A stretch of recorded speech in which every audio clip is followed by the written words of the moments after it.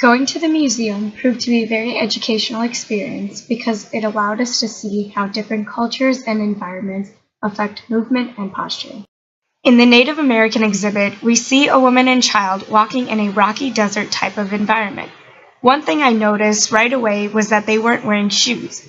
I thought about how not wearing shoes in this environment might have impacted their posture, which is why I hypothesized that they might have had good arches that would have contributed to good posture since they used their bare feet to walk everywhere.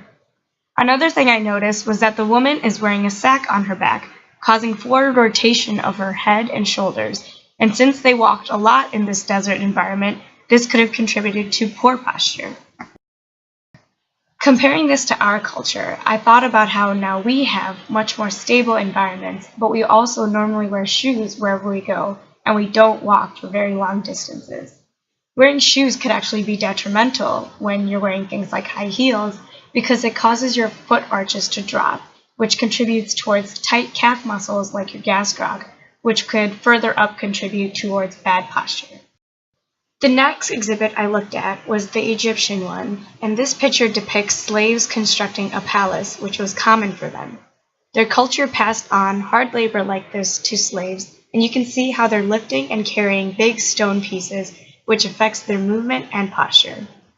The two men in the front cannot take normal steps because of the stone they're dragging, and the workers in the back are lifting very heavy pieces of wood onto that ladder without any tools or machinery.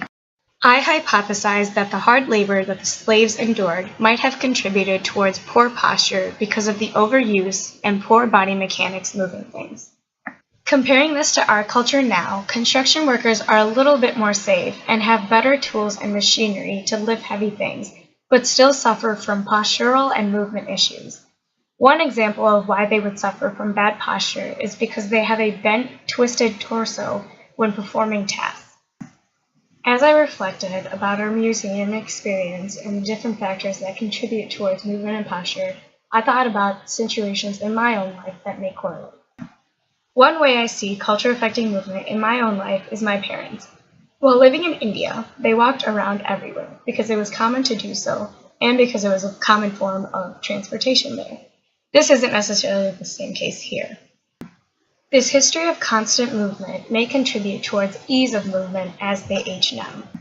Overall, this trip to the museum was very interesting to me because it allowed me to see how different cultures and different environments have different factors that impact posture and movement.